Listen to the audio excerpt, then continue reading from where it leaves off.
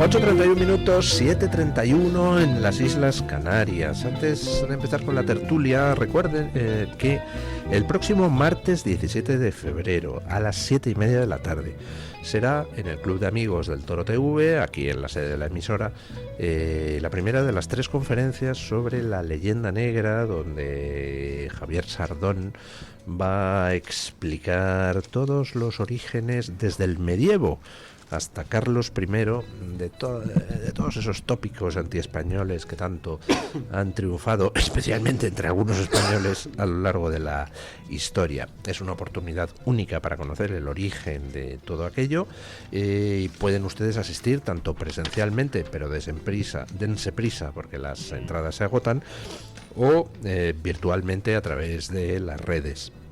Pero es preciso inscribirse. Tienen que llamar al 916162464, 916162464, o enviar un correo electrónico a clubdeamigos@clubdeamigos.org.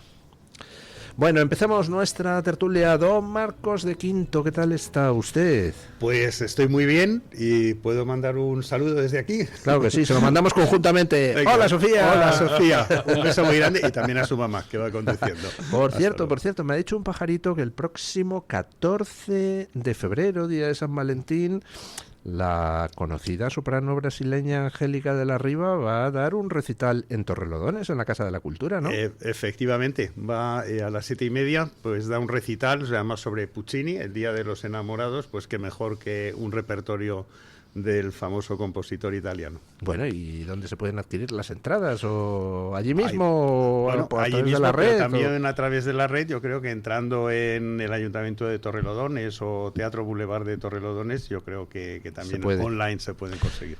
14 de febrero, día de San Valentín, a las 7:30, recital sobre Puccini de Angélica de la Riva en Torrelodones. Así es. Bueno, don Mario Noya, ¿qué tal está usted? Pasado por agua. Pasado por agua, ¿verdad? Claro, Le he visto llegar en moto, sí. Y está empapado. Sí, señores. Bueno, Oye, pero está bien que llueva, eso es bueno para el campo. Y si ya tuviéramos presas para retener el agua y guardarla para cuando hay menos, sería la monda, ¿no? En vez de volar presas. Están de locos eso. Sí. Además, en moto es mejor estar pasado por agua que cocido.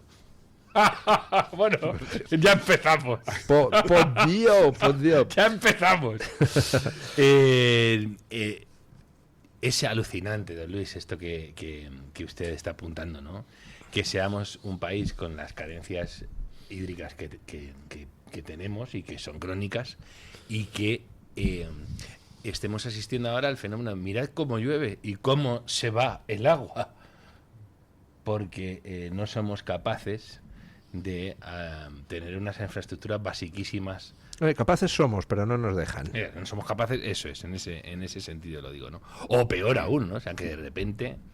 Yo el otro día, cuando escuché a Azcón decir, ni una gota del Ebro va a ir a... Y yo, no puede ser, digo, no, me están mintiendo. Otra vez el PP. No con puede lo mismo. ser, pegándose tiros en los pies, además, digo, pero ¿y por qué? Aparte de que yo estaba despistado, o ese tema no había salido. O sea, ¿por qué haces campaña con eso? Y me da igual que sea Aragón, si vas ganando, ¿qué haces? ¿Pero qué haces? Aparte de que algún día de estos te van a hacer la pregunta. Oye, ¿dónde nace el Ebro? ¿O es tuyo el Ebro? No sé, dame los papeles de propiedad, que les voy a echar yo creo vistazo. que el PP murciano ha agradecido mucho esas palabras de Azcón, porque, en fin... No, pero es que además, como estamos en la España de las taifas, lo mismo llega el que tiene la llave de paso, y en el nacimiento del Ebro, que no es en Aragón, le ponen una presa y dicen, pues ya no llega agua al Ebro. A ver, listillo, ¿qué haces con tu río tan caudaloso ahora? Y hay una cosa muy interesante, que es desde 1939 a 1975 no solamente se hacen un montón de presas, sino además se generan 4 millones de viviendas públicas. Son 35 años, y sin embargo en 51 años más o menos, que va desde 1975 a la actualidad, solo se han hecho 250.000 viviendas comparado con esos 4 millones, y además yo creo que no se ha hecho absolutamente ninguna presa. En cualquier caso, en la época primera a la que me he referido, no había IRPF, porque el IRPF se crea en el 78, ni había IVA, que el IVA se crea en 1986. Luego hay que pensar cómo se hicieron, yo qué sé, los pueblos del Plan Badajoz, cómo se hicieron los 4 millones de vivienda pública, cómo se el hicieron Plan todas Sur esas de presas, Valencia para las todo. riadas. ¿Cómo se haría? Y ahora que estamos con récord de recaudación, con récord de ayudas de fondos europeos, etcétera, es que no da para nada, ni para arreglar las traviesas del tren. Luego, ¿qué estará pasando con el dinero? En fin. Es una barbaridad. Y luego, encima saben generar fenómenos de distracción muy llamativos, ¿no? Y la última es esta de Pedro Sánchez, ¿no?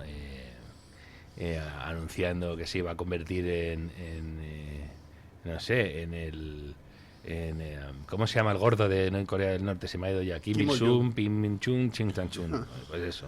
Es alucinante lo de esta gentuza. Pero además que no lo puede hacer. Bueno, pero por eso digo que es una pantalla, pero no porque lo está desplazando y encima, como le gusta convertirse en el líder de los no alineados, no hay nada que le venga mejor precisamente que Elon Musk atizándole. Y por cierto, Elon Musk, que tenga toda la razón del mundo, pero el apelativo que ha utilizado y viniendo de Estados Unidos es especialmente cerdo. No se puede, hay que tener un poquito de por favor en algunas cosas, ¿no? Pero bueno, que a Pedro Sánchez le encanta. Hoy creo que ha publicado en el New York Times, ¿no? Un artículo. Sí. No lo he visto. Sí, creo que ha publicado un artículo diciendo, pues eso, que él es el rey de la humanidad y está explicando, creo, la política migratoria que quiere aplicar. Pero no lo he podido leer, así que no me puedo precipitar. Pero claro, como estamos en espacio Schengen, además, pues bueno, toda la política inmigratoria que él unilateralmente decida impacta en el resto de países europeos. Luego, es que no consulta ni siquiera con el resto de países, que están absolutamente en la lógica antagónica. Cuando vemos en estos momentos que están los alemanes pues tratando de restringir las entradas ilegales o incluso de empezar a apostar por la reemigración, nos encontramos con que toma una medida unilateral y esto va a ser la entrada al resto de países, que ya no solamente que vaya a destrozar España, sino que impacta, por supuesto, en Francia y en el resto de pero socios. Fíjese, yo es que soy muy desconfiado, entonces fíjese lo bien que le viene al canciller Merz. Porque el canciller Merz estaba dispuesto a seguir promocionando la inmigración y si se ha visto obligado a adoptar una actitud aparentemente contraria a la inmigración es porque la AfD está subiendo y comiéndole la tostada y ya está por delante en las encuestas. Fíjese qué bien le viene Sánchez, porque ahora inmigrantes irregulares en Alemania pueden venir a España, regularizarse aquí y volver a Alemania, con lo cual Merz, gracias a Sánchez, puede seguir promocionando la inmigración irregular, pero fingiendo que está en contra. O sea, si en el fondo Sánchez les viene muy bien a toda esta gente que nos gobierna. Es un despropósito de tal calibre y además... ya digo, en Europa están especializados en generar problemas de muy difícil solución y luego decirte, cuando el problema ya ha estallado y no tiene buen remedio, te dicen, bueno, ahora hay que tragar. Por ejemplo, con la cuestión de la inmigración, que es lo que pasa, por ejemplo, también en Estados Unidos también. En Estados Unidos, en los años de Biden, han podido entrar hasta 20 millones de ilegales. 20 millones de ilegales. Y de repente ahora dice alguien, ¿y ahora qué hacemos? Y entonces tienes dos opciones. Bueno, hombre, resígnate o no te resignes. Y si no te resignas, vienen los problemas. ¡Ay, fijaos lo que están haciendo! Las deportaciones, los carniceros de la libertad. Perdón, que va a pasar aquí. Sí. Hay zonas, por cierto. Pero aquí todavía pedimos el carnet de identidad para votar, pero es que hay en Estados Unidos los 20 millones de ilegales en determinados estados no se les pide absolutamente nada. Por cierto, además hay que tener mucho cuidado porque si os fijáis, París está destruyendo Francia, Londres está destruyendo el Reino Unido y España tiene dos ciudades. Dos ciudades, lo que por ahí fuera se llama ciudad, tiene dos solo. Esas dos ciudades pueden destruir España perfectamente. Entonces te pueden decir de todo ahora, Oh, fíjate cómo... No, macho, que miréis los datos, y además esos datos sí que son los muy difíciles de refutar. Si esto es gente, cuéntala, ponte a contar gente y ahora mira a ver la prestación de servicios que tienes que hacer, el desarrollo de infraestructuras que tienes que hacer y la cuestión de la nacionalidad. La cuestión de la nacionalidad, que en España se está regalando, y se está regalando encima a países o a nacionales de países que ni siquiera tendrían que tener derecho a la nacionalidad española. Hay una cosa curiosa, que además el premio este que se ha dado, Princesa de Gerona, se ha dado pues a un musulmán que tiene la Asociación de Musulmanes por la Integración o algo así, ahí en Cataluña.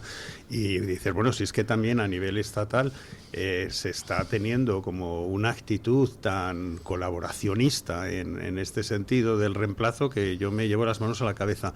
Y hay una cosa que a veces la gente no cae en la cuenta de ello. Es decir, si en Cataluña, como decía, yo creo que era Alejandro Macarrón, o una publicación que hizo, que en 35 años pues los catalanes autóctonos van a ser minoría, si Cataluña sigue a este paso, pues en 35 años pues será prácticamente una región autónoma musulmana. Luego, todo lo que está haciendo en estos momentos el independentismo, que es tratar de tener un cuponazo que será administrado por los musulmanes. Todos esos esfuerzos que hacen para control de las fronteras los independentistas catalanes, pues serán unas fronteras que en el futuro serán controladas por los musulmanes. Y si consiguen expulsar a la Guardia Civil de Cataluña, pues al final lo único que están haciendo es trabajando en favor de que esos musulmanes tengan mayor facilidad para imponer la Sharia de aquí a 35 años. Luego, viéndolo un poquito con luces largas y con perspectiva, dices, bueno, ¿pero qué estamos haciendo? Y sobre todo hay una cosa importante, estos temas son muy relevantes y la población europea, si se hiciera un referéndum, porque yo creo que es lo que hay que hacer, llega un momento que el sentimiento europeo es de poner límite a estas políticas de puertas abiertas, de par en par, a la inmigración ilegal. Y, oye, y si tienen alguna duda, por favor, que hagan una consulta a los ciudadanos, que se haga un referéndum, igual que se hizo en los distintos países para integrarse dentro de la Unión Europea, que por favor, que esto es un tema muy, muy importante. No solo de la inmigración ilegal, vamos a ver, es que como buena parte de la inmigración legal tiene origen ilegal, y como estamos en un momento de shock demográfico, toca pararse a pensar cuál es la estructura que quieres para tu país. Y además te dicen, no, si vienen a trabajar, si es verdad, muy bien, que vengan a trabajar, perfecto. Y eso quiere decir que tienes que alterar definitivamente el patrón demográfico de mi país. ¿Por qué? Porque vienen a trabajar. No ha pasado eso en otros momentos. Y ya puestos a elegir quién viene a trabajar, oye, pues yo personalmente prefiero primar la inmigración hispanoamericana, que es gente de la misma cultura, gente que comparte unos valores civilistas. No, yo los veo como españoles, sinceramente. Sí, bueno, estuvieron 3 siglos siendo españoles y apenas llevan 2 siglos sin serlo, pero 3 siglos siendo ciudadanos españoles. Pero, ojo, pero además, o sea, es que toca empezar a condicionar ciertas cuestiones. Es decir, Europa tiene muchísimos servicios sociales inconcebibles fuera de Europa. Entonces tú tienes que empezar, y los están pagando los tipos que han producido. Claro. Entonces aquí es muy fácil. Tú puedes decir, sí, bienvenido todo el mundo. En los primeros 10 años no tienes derecho a ayuda de ningún tipo. A ver cuántos vienen. Mira, existen, no lo pongo, simplemente para poner algún ejemplo de países que quieren conservar toda su idiosincrasia. Por ejemplo, todo lo que son Emiratos Árabes. Son países ricos, donde ahí si la gente no quiere trabajar, no trabaja porque tiene tanta riqueza el país que pueden permitirse pues dedicarse a viajar o a estudiar a cargo del Estado durante los años que les dé la gana. Y lógicamente importan trabajadores, pero importan trabajadores con ida y vuelta. Y eso es como funciona Dubái, como funciona Abu Dhabi, como funcionan en Emiratos. Traen trabajadores de Bangladesh, de lo que sea, y entonces tienen unos tiempos donde se trabaja y posteriormente, oye, cobran unos buenos salarios comparado con sus países de origen y luego vuelven, pero no implica que puedan convertirse en ciudadanos de esos países. No quiero simplemente ponerlo como un ejemplo absolutamente diferenciado respecto a esto. Entonces, oye, tú puedes tener aquí una inmigración que al final se asimile y puedes tener también una inmigración que vaya a un tiempo concreto, pero si no, corres el riesgo de que cambies la fisonomía de un país. Y esto lo decía nuestro compañero Jorge Tamargo, que si un país se destroza económicamente, siempre puede volver a resurgir. Si destrozas la democracia en un país, siempre puede volver a resurgir, pero si cambias y haces un reemplazo poblacional, ya eso no vuelve a salir. Mira, o sea, yo los países del Golfo no los pondría de ejemplo de nada, y en la cuestión laboral menos, pero es que en Europa esto ya se hizo. El fenómeno del Gastarbeiter, que significa trabajador invitado, que fue muy utilizado en Alemania, o lo que hacen en Suiza, que en Suiza son hiperrestrictivos con la cuestión de la nacionalidad. Es que la nacionalidad resulta que es esencial. Por otro lado, hay políticas, es que hay muchas cosas que son contraproducentes. El fenómeno de la reagrupación familiar, que de hecho ahora se da.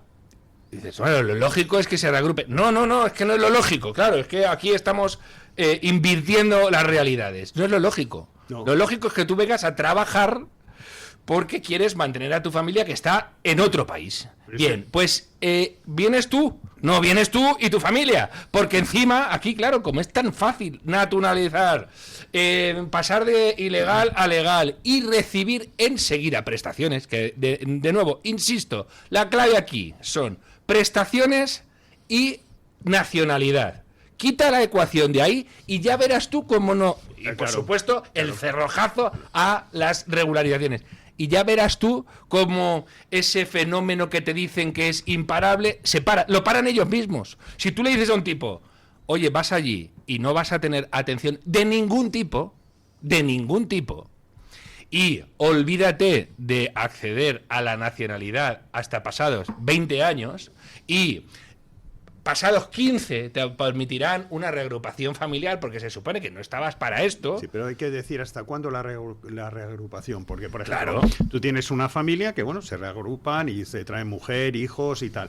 Esos hijos van de vacaciones de vuelta, pongamos, al norte de África. Allí se echan una novia, pero como el hijo ya es español o ya tiene residencia, reagrupa con su nueva novia. La nueva novia, en el momento que ya tiene aquí los papeles, puede reagrupar con toda su otra familia que vivía allí. Luego, al final, es decir, abres ya una puerta donde termina esa reagrupación, que eso es lo básico. Es decir, bueno, pues esto es ilimitado.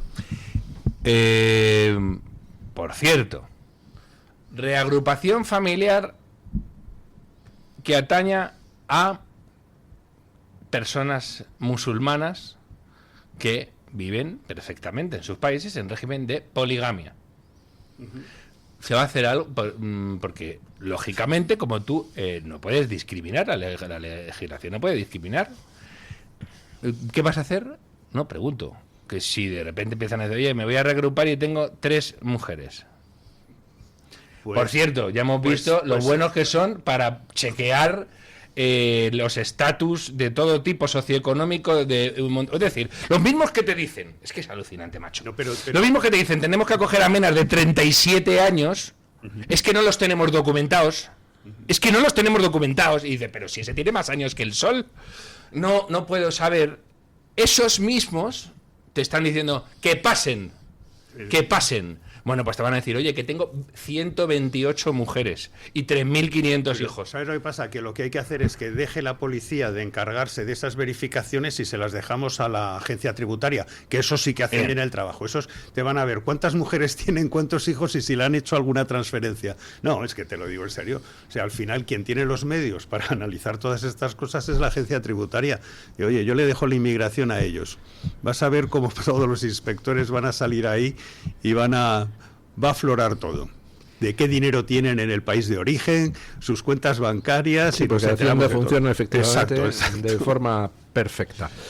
Eso es la diferencia entre los países capitalistas. Un país capitalista lo que se tiene que preocupar es precisamente a la seguridad, a la defensa de la propiedad privada y a la justicia, y los países socialistas, como lo que se dedican no es a crear riqueza, sino se dedican a la redistribución de riqueza, pues esos países, gobierne quien gobierne, pues lo que tienen es una agencia tributaria absolutamente sofisticada, pero tienen desmantelada pues lo que es la justicia o lo que es la seguridad. Bueno, alucinante. Tengo el artículo del New York Times. Y además con subrayados de un amigo común, sí, miembro de Pie en Pared, lo que pasa es que no sé si... Me ha llegado a mí también. Que se le mencione o no. Es alucinante, en fin. ¿Qué dicen los muchachos del New York Times? Bueno, se titula, ya voy a ir traduciendo en español, claro. Soy el primer ministro de España. Por esto es por lo que Occidente necesita inmigrantes, ¿vale? Pero es un artículo de Sánchez. De Sánchez, sí, firmado Sánchez. por Sánchez. O sea, Sí. publicado en Pedro Sánchez, Mr. Sánchez, publicado en el New York Times. Sí. ¿Cuánto nos ha costado el artículo? Sí. Pero bueno, que no lo habrá escrito, si él no ha escrito ni siquiera su tesis doctoral ni sus propias memorias, pues bueno, pero bueno, lo firma. Mira, entonces empieza así, ¿no? Imagina que eres el líder de una nación y tienes que afrontar un dilema. Medio millón aproximadamente de personas que son cruciales para el desempeño, para las vidas cotidianas de tu país. Ellos cuidan a tus seres, a tus personas mayores, trabajan en grandes y pequeñas compañías, recogen, cosechan, recogen la comida que te llevas a la mesa. Son también parte de tu comunidad. Los fines de semana ellos están en los parques, van a restaurantes y juegan en los equipos locales de fútbol. ¿Habéis visto cómo plantea el escenario? Y luego dice, atención, en el New York Times, algunos líderes han elegido ir de caza, cazarlos y deportarlos a través de operaciones que son tanto ilegales como crueles. Mira, esto lo decía Landete. Espera, mira, dice, nuestra economía está floreciendo.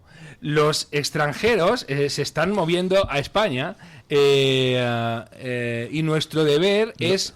Lo dice 3 días después de conocer que ha sido el peor enero para la seguridad social desde 2012. Es así, es que es alucinante. Y luego, el Occidente necesita gente. Actualmente pocos de sus países tienen una tasa de crecimiento de la población positiva.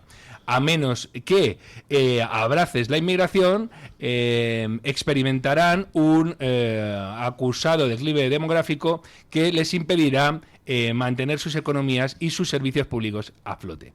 Bueno, pues por aquí va la película. Mira, lo decía Landete, creo que en una entrevista, que Trump básicamente ni siquiera piensa en Sánchez, es decir, que Sánchez lo desprecia, es decir, bueno, es que no, ¿cómo me voy a medir yo con Sánchez? Y yo creo que ese artículo es precisamente como una provocación, ¿no?, que hace referencias a la política de Trump, porque tiene un interés desmedido en poder tener una confrontación con Trump, porque de esa manera se debe de sentir él elevado. Pero bueno, pero si este es una hormiguita. Y yo creo que es una buena estrategia. Creo que el último que la utilizó se llamaba Nicolás y se apellidaba Maduro. Bueno, es que ¿qué les ha parecido a ustedes? No hablemos de... Es que es acongojante. No, pero es que está diciendo que el poder adquisitivo de los trabajadores está creciendo, que la pobreza los niveles de pobreza y de desigualdad han descendido a sus niveles más bajos desde 2008. Es decir, está alucinando y que... No, está alucinando, no, está mintiendo. Directamente, sin ningún problema. Bueno, ¿qué les ha parecido lo de esta noche viendo a Petro bombardear a los terroristas del ELN por orden de Estados Unidos y viendo a Delcy Rodríguez detener al testaferro de Maduro, Alex Saab, en una operación conjunta con el FBI?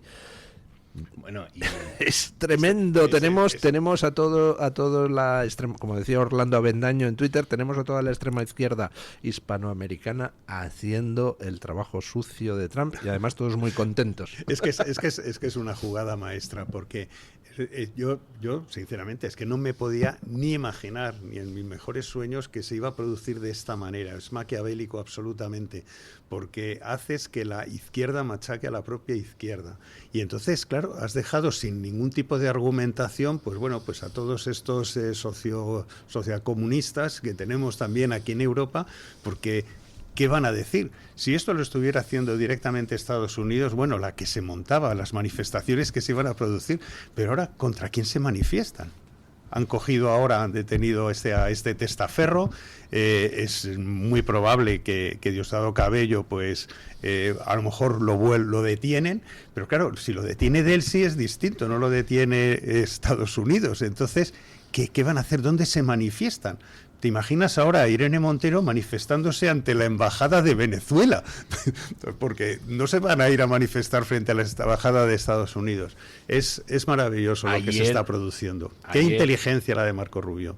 Ayer el propio Avendaño, mi compañero de voz, Orlando Avendaño, publicó un tuit que es interesante. Decía, el medio estatal VTV, Venezuela Televisión, saca del aire a Diosdado Cabello, quien se encontraba dando un discurso junto a militares en Maracay para retransmitir un acto de Delcy Rodríguez. Ríete de Juego de Tronos, cómo tiene que ser ahora mismo la situación en Venezuela. Yo creo que de hecho están tardando en matarse entre ellos. Sí. Yo creo que el siguiente de ser detenido va a ser Diosdado Cabello. Le han quitado el programa de televisión, pues imagínate. Ahí lo que pienso es, y te vas a dejar detener porque evidentemente de las prisiones de Estados Unidos el que entre no sale. Maduro no va a salir. Bueno, el testaferro salió indultado porque son testaferros, pero porque lo indultó Biden. Salió y ahora lo han vuelto a meter.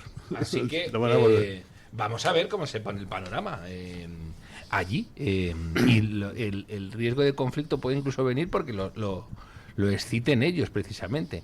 Luego no me extrañaría que empezara a ver a las disidentes terroristas que digan los gobernantes que no pueden controlar, pero que sean los que los procuren un colchón de seguridad en caso de que las cosas no vayan bien. Lo de Petro ha sido alucinante, posando con gorras de maga y diciendo, bueno, le dije a Trump que es mejor hacer las Américas grandes otra vez. Bueno. Y Trump lo que le puso fue con el rotulador con el que firmó la gorra, le puso una S. Sí, pero lo más alucinante es Cuba, que Díaz-Canel y que estén negociando, porque de alguna manera Cuba es el cerebro de toda esta organización mafiosa hispanoamericana. El productor es Petro, y el blanqueador era Maduro de dinero. Luego, este es el entramado, pero donde está la casa matriz es en Cuba, y Cuba ya parece que está virando. Cuba está en un estado, por otro lado, espeluznante. Es que es de no creer eso. Mira, cuando vas a La Habana, te da tanta pena. Yo recuerdo cuando estuve allí, decía, si es que aquí no hace falta venir en modo anticastrista, es que te haces en cuanto bajas del avión. Sí. Mira, hay una cosa que es el mar Mediterráneo, es como un espejo. Tú tienes todo lo que es Niza, Monte Carlo, y enfrente está Argel y toda la parte.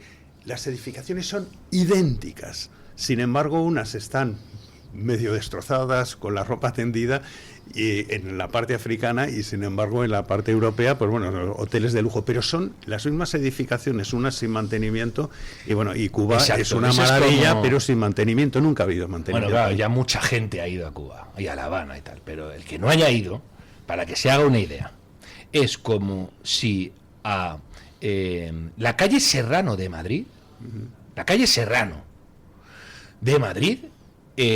la dejaras pudrirse, venirse 60 años pudriéndose, sin hacer el menor mantenimiento ni nada. Y además, ojo, que te decían siempre, somos pobres pero dignos frente a Estados Unidos, y te ponían las imágenes peores de Estados Unidos. Los niveles de miseria que ves en La Habana son indescriptibles. Hace poco fue un youtuber, un chavalín que se veía que no estaba politizado ni era el rey de la geoestrategia, y le veías que es que estaba conmovido por los espectáculos que estaba viendo en La Habana Vieja. No se estaba metiendo en el último callejón más infecto. No. Sí, gente viviendo en condiciones abominables, en casas que dices, pero esto cómo sigue en pie, ¿eh? Y en serio, las condiciones de habitabilidad de una inmensa parte de La Habana las ves aquí en La Rosilla. Sí, en las 3.000 viviendas, en cosas así, ¿eh? Hay una cosa que sucede en Cuba, que cuando ganan la revolución no hay que perder de vista que son gente bastante analfabeta. Ellos pensaban que una vez que ganaron la revolución, toda esa riqueza que había la iban a manejar ellos. Se quedaron con los edificios porque todo el dinero se marchó. Y entonces les veías al principio cómo estaban jugando al golf en el Country Club, que cogían los palos, el Che Guevara con Fidel Castro y tal, diciendo, ahora vamos a disfrutar de todo esto. Pero según pasa el tiempo, como el dinero ha desaparecido de las cuentas bancarias, la gente se ha marchado, ellos no saben cómo manejar eso.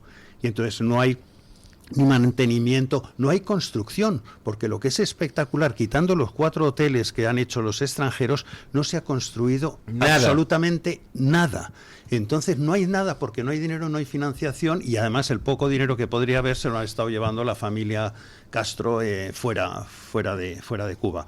Y entonces esa gran decadencia es que no, tú puedes tomar un país, pero la riqueza de un país es el talento que hay, son los fondos que hay, es las inversiones que hay. Al final te quedas con los edificios, que es lo único que la gente no se puede llevar. Pues disfruta de esos edificios hasta que se caigan a trozos. Eso es lo que ha pasado en Cuba. Bueno, hacemos una pausa publicitaria y se incorpora a nuestra mesa de tertulia don David Alandete. Tu voz, tu libertad, tu radio. Radio Libertad. El DHA omega 3 es clave en el funcionamiento normal del cerebro, la visión y el corazón. Si te preocupa el deterioro asociado a la edad, debes tomar DHA. El DHA de Mederi Nutrición tiene certificación IFOS, máximo estándar de pureza y calidad. Busca DHA Pure NPD1 o visita ahora mederinutrición.com. Radio Libertad, más cerca de ti. Leyenda negra, mito o propaganda. ¿De dónde surge el rechazo a España? ¿A quién beneficiaba? Javier Sardón analiza su origen y evolución. 17 de febrero, 7:30 de la tarde. Para más información, entra en la web del Club de Amigos, llama al 91-616-2464 o escríbenos un correo electrónico a clubdeamigos@clubdeamigos.org. Porque conocer el pasado cambia la mirada del futuro. Escúchanos y no te pierdas nada. Síguenos en redes sociales y entérate antes que nadie de nuestros contenidos, entrevistas y momentos destacados. Búscanos como Radio Libertad en todas las plataformas y únete a nuestra comunidad. Conéctate y vive la libertad en tu radio. La doctora Iradier, especialista del Instituto de Microcirugía Ocular, IMO, Grupo Miranza, realiza en Madrid cirugía premium de presbicia y catarata. Si desea eliminar sus gafas de vista cansada o nota que con la edad pierde visión, la doctora Iradier le realizará el tratamiento para recuperar la agudeza visual y nitidez de la juventud, con la mejor lente intraocular y la técnica más segura y eficaz. Doctora Iradier en IMO, Grupo Miranza. Teléfono 910-783-783. Calle Valle de Pinares Llanos 3, Mirasierra, Madrid.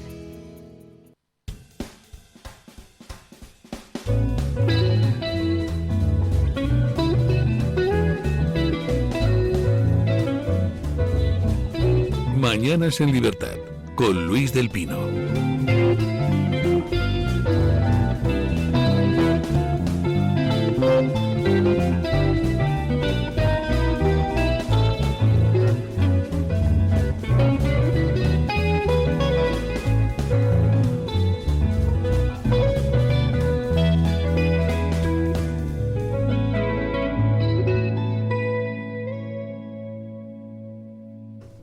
Bueno, 9:05 de la mañana y tengo el placer de recibir en el estudio pues a alguien a quien admiro.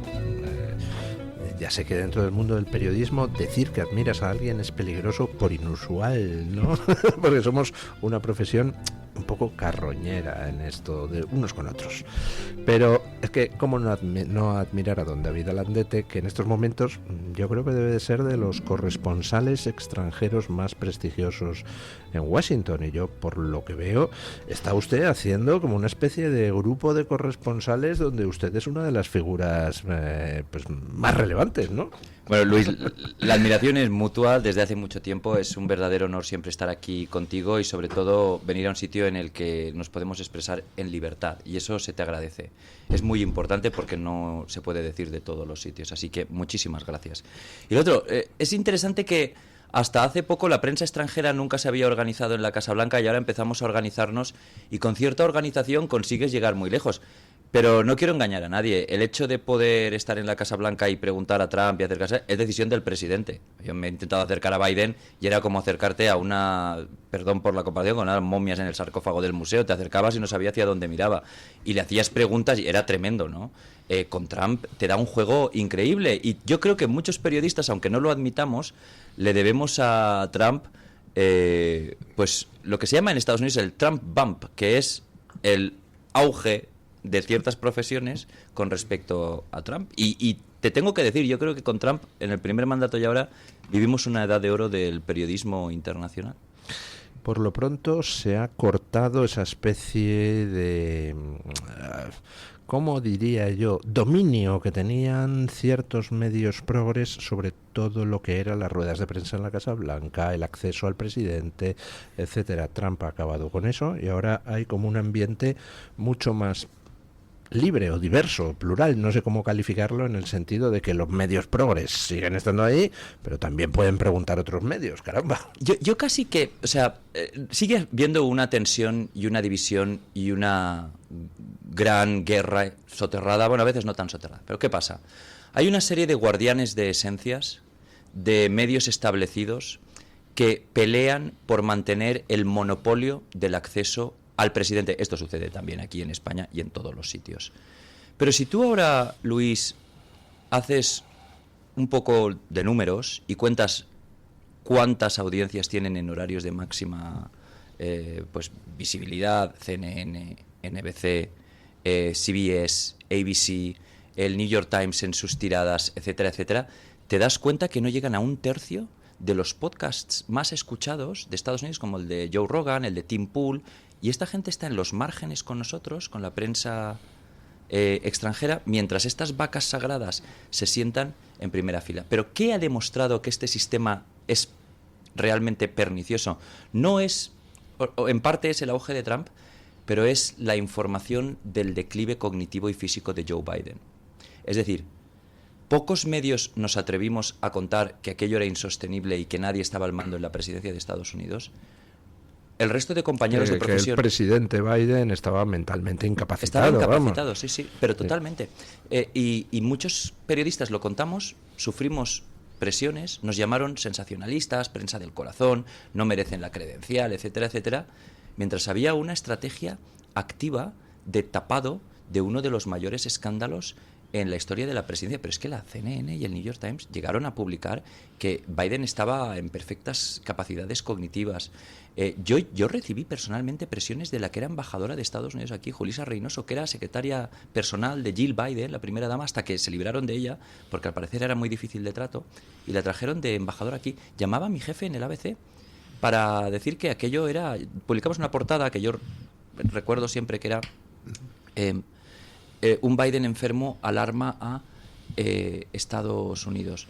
Y aquello provocó un gran revuelo y se me cerraron muchas puertas. Es algo llamativo, ¿no? Entonces yo ahora hago una reflexión con mis compañeros. Yo intento mantenerme imparcial, cuento las cosas como son, lo bueno y lo malo de Trump y de todos, ¿no? Pero, ¿qué diferencia hay entre medios que ahora llegan allí y se declaran abiertamente trumpistas, como pues, Real America's Voice, Steve Bannon, muchos, y otros medios que no han hecho eso en el extremo contrario, pero sin admitirlo además? Es decir, han recibido informes diciendo, no, Biden está como la flor de la vida, y así lo han publicado, pero no lo admiten. Es decir, eran medios pro-Biden, pro-Partido Demócrata, por lo que fuera, pero esto lo llevan... Pero fingen ser neutrales. Eso es. presumen de es la neutrales. ficción de la neutralidad que se ha establecido en una especie de ideología imperante en los medios que hay que romper. Bueno, ¿qué es Objetivo Venganza, el último libro de David Alandete? Viendo la portada, pues hombre, uno intuye cuál es la temática. Hablamos de un personaje sorprendente que ha protagonizado un revival político y ha vuelto a ser presidente después de haber sido expulsado con ignominia la vez anterior, ¿no? Mira, yo lo había titulado La venganza de Trump, pero mi editora Imelda Navajo en La Esfera me dijo, mejor llámalo Objetivo Venganza porque hay muchas venganzas una detrás de otras soterradas en este libro y además es un libro también sobre periodismo. Pero las editoriales tienen la virtud de saber elegir los títulos mucho mejor que los autores. Perfectamente.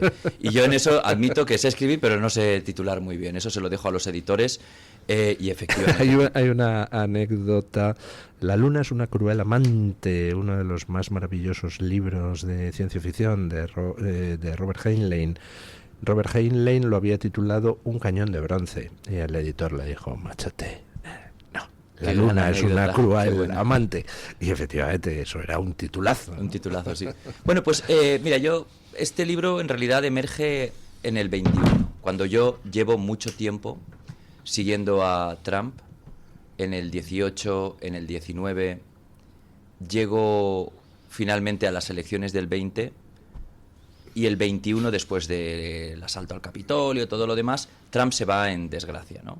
Entonces, un compañero va a Washington desde Nueva York, en el ABC, él se queda siguiendo a Biden, porque esa es la historia más jugosa en ese momento, pero yo decido irme con Trump hasta la base de Andrews, con su equipo de prensa y muy poca gente, a ver la despedida del presidente. A mí me encantan los obituarios, me encanta este tipo de géneros en que escribe la última palabra, me equivocaba, no era la última palabra de Trump, pero el color era lúgubre. Trump un poco desangelado, se habían ido casi todos los asesores suyos a su alrededor, le quedaban unas 200 personas. Acuérdate que hubo dimisiones, gente que no quería bajarse del tren demasiado tarde y publicaba cartas, traiciones. Empezando por su vicepresidente, Pence. Sí, y muchos más, y gente que él confiaba mucho, secretaria de prensa, etcétera. Se bajaron todos del barco. Y ahí éramos unos 20 periodistas y unos cuantos funcionarios. Y ahí Trump, él que siempre maneja la escenografía también, pone el Air Force One de fondo, todavía era presidente, banderas americanas, él y Melania, pone la canción de My Way de Sinatra, a mi manera, que eso le encanta, y en un momento de televisión se gira y dice, volveré. Y entonces yo pensé, va a intentarlo, porque él no se quiere ir en deshonra. Entonces ahí empieza la operación de venganza. 8 días tarda en ir a visitarle Kevin McCarthy, que era el líder del partido, luego sería presidente de la Cámara, y él empieza la venganza. Primero una purga del partido, echando a todos los críticos. Después purgar los rangos en la Cámara de Representantes y el Senado. Crear una campaña completamente nueva con un partido republicano en el que instala a su nuera. Una vez gana, purgan el Consejo de Seguridad Nacional, el primer día. El Consejo de Seguridad Nacional es un poco el director de orquesta que armoniza todas las sensibilidades que le llegan al presidente. Es decir, por supuesto, el Pentágono quiere que se priorice la defensa, el Tesoro, la economía, el Departamento de Estado. Entonces, el consejero de Seguridad Nacional un poco organiza las prioridades y se las presenta al presidente. Purga todo eso. De hecho, no hay Consejo de Seguridad Nacional. Es Marco Rubio el que lleva eso, pero en realidad lo lleva el propio Trump. Purga el estamento militar, a los generales, a los que él considera woke, y muchos de ellos habían sido muy críticos con él. Purga la diplomacia, cierra la agencia del desarrollo USAID, que había sido un nido de corrupción bastante grande. Y bueno, y sigue en ello, Ahora los siguientes son las instituciones internacionales. Lo último, que no me ha dado tiempo de poner en el libro, porque la más rabiosa actualidad, la ONU no va a poder pagar sus salarios. Él, aunque odia a John Bolton, su famoso consejero de Seguridad Nacional, aquel de la época de Bush, le copia una frase que es que si la ONU perdiera 5 plantas no pasaría nada en Nueva York. Y él lo que quiere es una reforma y un recorte, y quiere también una purga interna de la ONU para él poder pagar lo que Estados Unidos le debe de este año a la ONU y que la ONU pueda pagar sus salarios, que sin Estados Unidos no puede. Bueno, usted dice que que trata de ser objetivo. Yo también intento ser objetivo, pero confieso que con un resultado bastante mejorable, porque me pasa con Trump algo pues un poco sorprendente. Yo he defendido a Trump desde el primer minuto, desde el 2016, cuando aún no era presidente. Yo ya decía, ojo, todo el mundo se ríe de él, pero este tío va a llegar lejos. Yo trato de analizar las cosas que hace y Trump siempre me sorprende haciéndolas mejor de lo que yo me pensaba. Entonces, pues en el fondo estoy dudando a veces de si pedirle matrimonio a Donald Trump. No sé si lo aceptaría, porque ya tiene varios pretendientes, entre ellos Elon Musk, que le hacía mucho... Trump tiene algo que para mí es muy llamativo e intento aclararlo en el libro. Parece el caos constante y absoluto, y es exactamente todo lo contrario. Es un maestro del manejo de los tiempos y la estrategia política. Es alguien que además es transparente, pero en el libro lo dejo claro, es tan transparente que lo de Venezuela lleva un año diciéndonos cómo y cuándo lo va a hacer. Lleva un año, pero claro, nadie se toma en serio a Trump. Mis colegas de la prensa en la Casa Blanca, con honrosas excepciones como Voz News, gente de Caracol en Colombia, gente de SBT en Brasil, pocos, no se creen lo que Trump dice y se lo toman todo. Ya está, otra vez con esto. Otra ocurrencia, fascistoide de pelo naranja y tal. Exacto. Entonces, él lleva un año diciendo, la noche que Trump vuelve al despacho Oval, yo entro y le hago una pregunta. La primera pregunta que le hago no es de España, aunque luego al gobierno le moleste mucho esto. Yo le pregunto de Maduro. Le digo, ¿para usted Maduro sigue siendo un líder ilegítimo? ¿Qué va a hacer? Dice, bueno, esto lo vamos a ver, empezaremos por el petróleo. ¿Por el petróleo que empezó? Empezó rescindiendo licencias que le había dado Biden, que aquello fue barra libre para Maduro con la administración Biden. Después de ahí pasa a los ataques y nos lo va diciendo. Yo recuerdo un día, el 27 de octubre, no se me olvidará, estaba Zelensky de visita y me tocaba entrar a la sala del gabinete. Estábamos allí hablando y de repente yo le hice la pregunta a Trump. Ya había acabado todos los temas de Ucrania. Yo procuro ser respetuoso cuando viene un líder. Zelensky se pregunta primero de Ucrania, claramente, y de lo que Trump quiere hablar. Pero él sabe que cuando tenemos ya cierta conocimiento, ¿no? Y sabe de qué le pregunta a cada uno, porque no somos tantos, y sabe que yo siempre le pregunto por Venezuela, ¿no? Entonces, cuando quiere hablar de Venezuela me señala y le digo, ¿qué debe hacer Nicolás Maduro para que usted no se lo lleve de Venezuela? Esa fue mi pregunta, no se lo lleve de Venezuela. Y me dijo, bueno, me dice así, queda así, se lo sonríe y me dijo una frase, pero para mí es la frase más importante que he conseguido en una carrera de periodismo, que es, la voy a decir en inglés, luego la traduzco. He knows not to fuck around with the United States of America. Dice, sabe que no debe ir jodiendo con los Estados Unidos de América.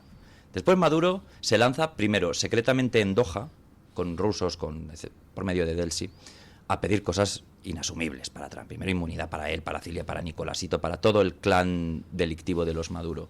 Segundo, salida a Moscú o a otros sitios con inmunidad absoluta. Y tercero, acceso irrestricto a sus fortunas. Al dinero robado. Al dinero expoliado de todos los venezolanos. Y Trump le dice, el oro, exactamente. No, tú te vas como Bashar el-Assad a Moscú y vives de lo que te dé Putin. Y ya. Y tú. Rusia, de hecho, en esas reuniones dijo, ¿a cuántos nos llevamos? Que se quería llevar a más de uno, se quería llevar a todos los que pudieran ir de ahí. Y luego ya viene la famosa, el bochorno de los bailecitos. Aquello del yes peace, no war. Y él bailando, haciendo de DJ, y dice, venid a tomar. Efectivamente, Trump el 3 de enero fue y se lo llevó. En una operación, por lo que usted decía, Luis, en una operación que se estudiará en los libros de historia como máxima eficacia del uso del poderío militar de Estados Unidos. Y volviendo a lo que decía del 2016, usted lo ha venido diciendo, sí, que Trump representaba otra cosa. Él, su misión, nos puede gustar más o menos, podemos ser más o menos críticos, es, como es su lema, es devolverle la grandeza a Estados Unidos. ¿Qué es eso?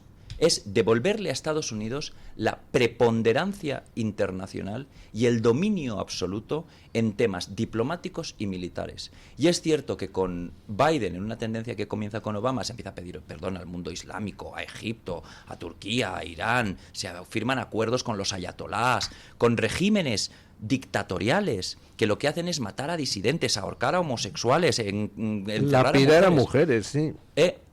Y Trump con eso da un manotazo en el tablero y lo que hace es justo lo contrario. Él se mide con Rusia y con China y pincha a sus aliados en Norteamérica, el continente americano y Europa para que gasten más en defensa y estén más alineados, que dejen aquello que me dice Trump la primera noche en el despacho Oval, que España debería decidir si es un BRICS o no. Eso no es una broma. Trump sabe lo que son los BRICS.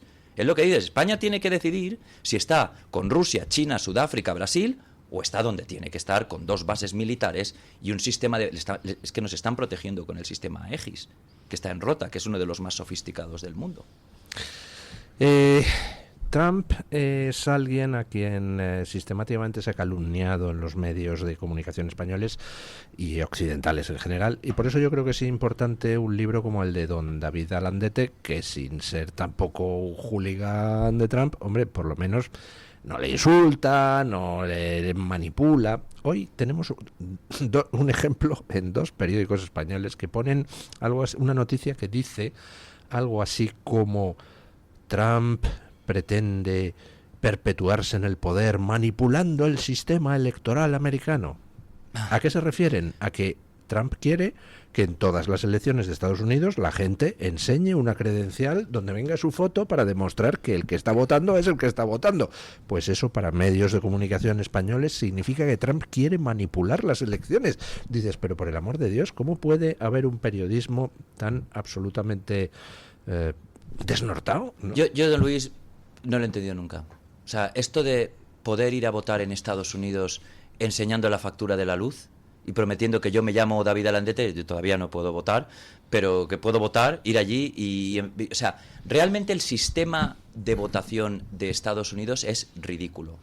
Y se presta, es cierto, a fraude. Que no es sistemático.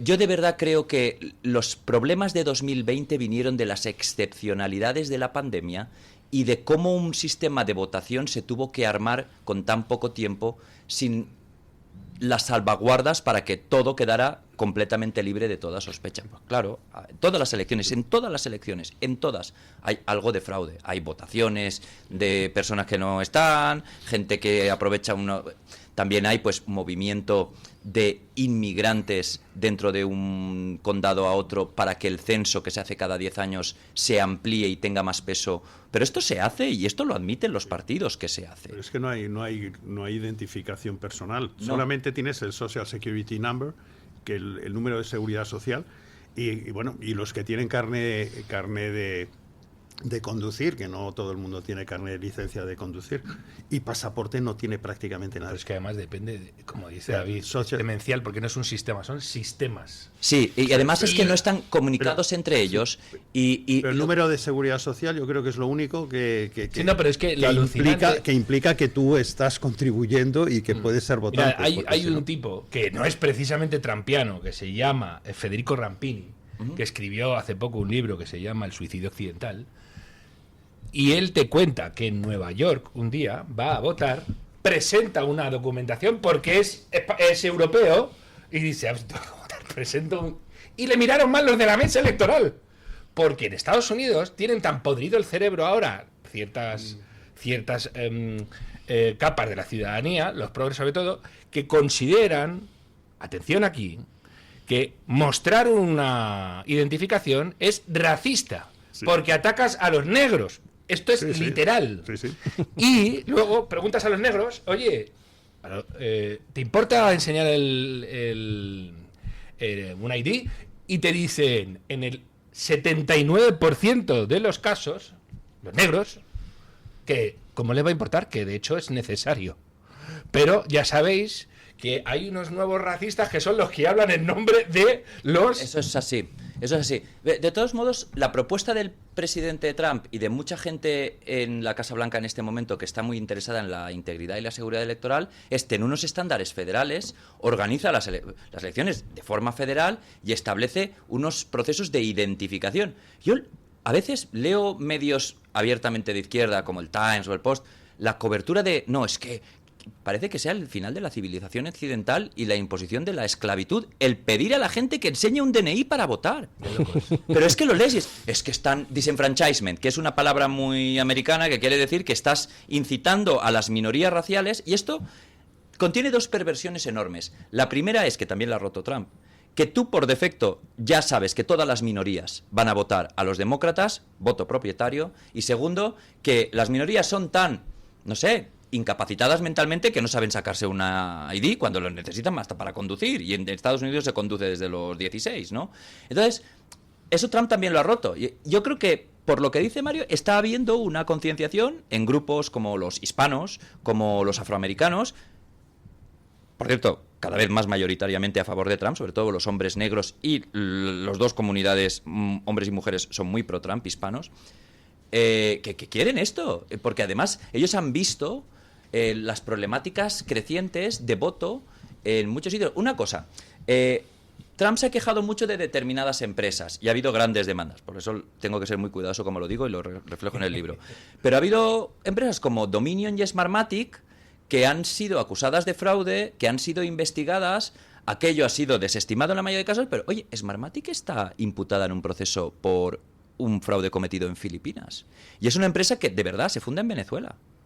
Y es en verdad una empresa que en los 90 en Venezuela se crea un algoritmo bajo la supervisión de Hugo Chávez. ¿Os acordáis de esto que a Trump, una de las abogadas, creo, asociada del general Michael Flynn, empezó a decir, no, es que, claro, Chávez ha manipulado y la gente se reía, no, Chávez está muerto. Bueno, de lo que viene esto es de que hay una pequeña empresa que se funda en Venezuela, que luego va a Canadá, que luego va a Estados Unidos, que tiene problemas judiciales, esto es un hecho, pues por un presunto fraude cometido en unas elecciones, en un proceso electoral en Filipinas. Y yo creo que lo que Trump quiere con Tulsi Gabbard, que es la directora de Inteligencia Nacional, es simplemente que esto se someta a un escrutinio. También es cierto que Estados Unidos es un país extremadamente garantista en el que cualquier tipo de exceso de este tipo cuenta con la oposición de la justicia. Y es tan garantista que algunos de los principales reveses para Trump se los ha dado una Corte Suprema nombrada por él, porque él ha elegido a 4 de los 9 que se sientan allí, ¿no? Entonces, yo creo que está bastante claro que esto de que Trump se va a perpetuar es una provocación de él, porque le interesa que se hable de estas cosas cuando más salen cosas de Epstein. Es un maestro de la provocación. Sí. Que de otra cosa. Con Smartmatic, Emily Blasco, que fue corresponsal de ABC, maestro de muchos periodistas, tiene un libro espeluznante que se llama Boomerang Chávez, que te cuenta el corazón de las tinieblas chavistas, y ahí cuenta también el papel de Smartmatic en un montón de cuestiones, y la película que había aquí, que es que Venezuela también estaba tomada por Cuba en las cuestiones relacionadas con la información de la propia administración venezolana, que esta gente extraían los datos de Venezuela y los gestionaban en Cuba, y los procesos electorales pasaban también por allí. ¿Te puedo dar una píldora de información que está relacionada con esto? Entre las muchas imposiciones que el verdadero gobernador de Venezuela, que es Marco Rubio, le ha hecho a Delcy Rodríguez, aparte de la detención de Alex Saab, Gorrín y toda esta gente, una de ellas es ir a la investigación total de los sistemas electorales de Venezuela, con los que se podrá saber el fraude cometido en Venezuela en el 24, pero también si hay algún uso de Smartmatic en procesos en todo el mundo. Oye, yo soy muy escéptico con esto. Yo las acusaciones de Trump en el 20 muchas las considero que mucha gente oportunista se le acercó vendiéndole algo que no era. Esto es mi opinión después de analizarlo. Pero también creo que como periodistas renunciamos a nuestro trabajo si no hacemos las preguntas pertinentes. Y esas preguntas se tienen que hacer. Pero claro, desde luego esos medios que ocultaron el declive de Biden nunca van a hacer este tipo de preguntas. Bueno, ya sé que tiene usted una agenda muy ocupada, don David, pero no me resisto a hacerle una última consideración. Y es que aunque el libro se llama Objetivo Venganza, y originalmente usted había pensado en la venganza de Trump, sin embargo, yo creo que efectivamente Trump ha consumado su venganza, pero no es un hombre vengativo. No, pero decir, él mismo admitiría esto. Él mismo hablaría de su venganza. Él dijo, sí. Yo estuve en un meeting en Arizona cuando yo ya sabía que iba a ganar, porque lo sabíamos muchos, si te pegan un tiro en la cabeza, vas a ganar, ya está, ¿no? Y además el otro se acaba de derrumbar en directo ante las cámaras de todo. Entonces fue un meeting en Arizona con él, y él dijo algo que yo me quedé y que estaba también aquí, que es, I am your retribution. Yo soy vuestra venganza. Yo soy vuestra venganza. Vuestra retribución. Ojo. Yo es que a Trump no le veo como un tío vengativo, no. Porque Trump, de hecho, cuando llega en 2016 al poder, él podía ver a lomos de aquellas peticiones de Drain the Swamp, podía haber imputado a Hillary Clinton, podía haber hecho algo, no lo hizo. Y ahora con el tema de Epstein, de las listas de Epstein, resulta que Él podía perfectamente haber llegado, haber desclasificado todo, sin embargo le dio a los demócratas, a los del Partido Demócrata, la oportunidad de, oye tío, no vamos a hacer públicos los datos porque va a salir implicada mucha gente que no ha cometido ilegalidades y se va a ver, le vas a destruir la vida, y el Partido Demócrata, en lugar de aceptar eso, que no es el comportamiento de alguien vengativo, pues coge y le empieza a exigir que publique todo, y dice Trump, así, pues a publicar todo, ¿no? La mejor demostración que Trump es una persona que no es realmente en lo personal vengativa es que su vicepresidente le llamó Hitler. Sí. O sea, J.D. Vance le llamó literalmente Hitler. Marco Rubio le dio por todos los costados y ahora es su mejor amigo. Elon Musk le acusó de estar en la lista de Epstein y ahora va constantemente a la Casa Blanca. Y ahí, don Luis, ha dado usted en el clavo. ¿Por qué Donald Trump no revela todo lo que hay en la lista de Epstein? De lo de Donald Trump había salido todo. Epstein, antes de morir, lo filtró todo, porque Trump ya era presidente cuando Epstein estaba en vida. Sus fotos con las chicas. Pero Trump ha dicho que puede agarrar a las mujeres de sus partes antes de la campaña del 16 y ganó las elecciones. Nada de lo que haga Trump, él mismo lo dice, yo me subo a mi edificio en la Quinta Avenida, me pongo a disparar, mis bases no me van a dejar. Él lo hace por proteger a gente como Bill Gates. ¿Quién, por cierto, don Luis, aparece en la lista de Epstein dando antibióticos a su mujer para no transmitirle una enfermedad de transmisión sexual cogida con una de las chicas de Epstein? Pero eso es algo que no está demostrado, porque es algo que se manda Epstein a sí mismo en un borrador de mail. Es decir, no hay un mail de Bill Gates a Epstein lo que sea, diciéndolo. pero está ahí. Ahora, es cierto que le han entrevistado a Melinda Gates y le ha dado credibilidad a todo el tema, lo cual le acaba de destrozar la vida a Bill Gates, ¿no? Yo creo que eso es cierto porque él se mandaba memorandos para hacer chantaje. Epstein llega donde llega, realmente hace fortuna con Bear Stearns, está en Nueva York, pero hace fortuna siendo un proxeneta, facilitando a hombres muy poderosos y muy ricos estancias blindadas con chicas, muchas de ellas menores. Y con eso él... Porque no se le ocurrió a Epstein poner una cadena de saunas donde grabar a los... Sería primer ministro español. Sería primer ministro español. ¿Puedo, don Luis? Sí. No, quería hablar un poco sobre el tema perdón, de es que me dicen que puede usted quedarse un poco más de tiempo. Hacemos una pausa publicitaria. Perfecto. Y yo le doy la palabra a don Marcos. Tu voz, tu libertad, tu radio. Radio Libertad. Sin estigmas, con la más avanzada ciencia, con conciencia, afecto y respeto, tratamos desde el año 1935 a los pacientes mentales en el Hospital Psiquiátrico San Francisco de Asís y la Comunidad Terapéutica San Antonio de Málaga. Teléfono 952 20 14 64 o infórmese en la web www.hospitalsanfrancisco.com. Encuéntranos en iVoox, Spotify, Amazon Music y Apple Podcasts. Radio Libertad, a un clic de distancia. Leyenda negra. ¿Mito o propaganda? ¿De dónde surge el rechazo a España? ¿A quién beneficiaba? Javier Sardón analiza su origen y evolución. 17 de febrero, 7:30 de la tarde. Para más información, entra en la web del Club de Amigos, llama al 91-616-2464 o escríbenos un correo electrónico a clubdeamigos@clubdeamigos.org. Porque conocer el pasado cambia la mirada del futuro. Estos goles, el clásico de la radio deportiva, en sintonía exclusiva de Radio Libertad, ya estamos aquí.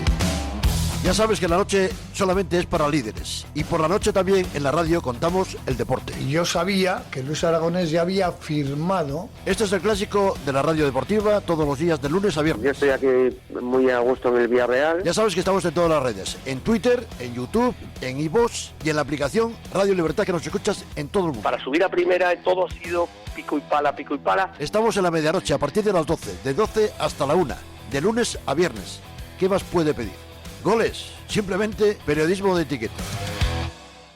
Si sufres de artrosis de manos, los guantes de Relax Quantic Nanotech, con su masaje, vibración y calor, mejorarán tu calidad de vida. Eficacia demostrada en ensayo clínico. Recuerda, si tienes artrosis de manos, guantes Quantic Nanotech. Y para las personas que lo tienen localizado en la rodilla, la rodillera de Mejorando tu Vida. que utiliza ondas de radiofrecuencia. Os cambiará la vida, al igual que el cinturón para aliviar el dolor de la zona dorsal y lumbar, gracias a una combinación de láser dual, infrarrojos, calor local y masaje por vibración. Recuerda, llámanos al 900-730-122 y si llamas ahora, solo para los oyentes de Radio Libertad, gratis un tensiómetro que habla. 900-730-122.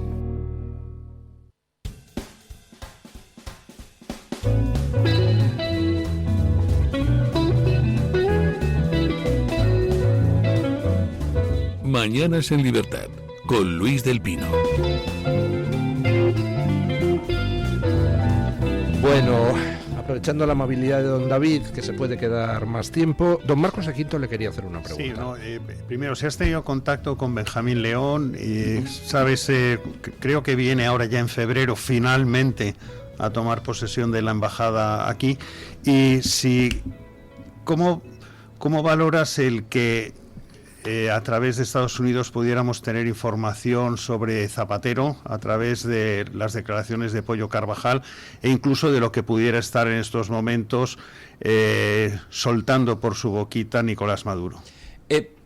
Hay una parte importante sobre la misión del nuevo embajador aquí en España, Benjamín de León, que es un cubano americano que conoce muy bien la realidad española, la realidad cubana, y conoce muy bien las políticas, más que de Donald Trump, que él es de Florida. También y los caballos de carreras también. También, exactamente. También de Marco Rubio, ¿no? Que es el senador y básicamente es quien también le propone, ¿no?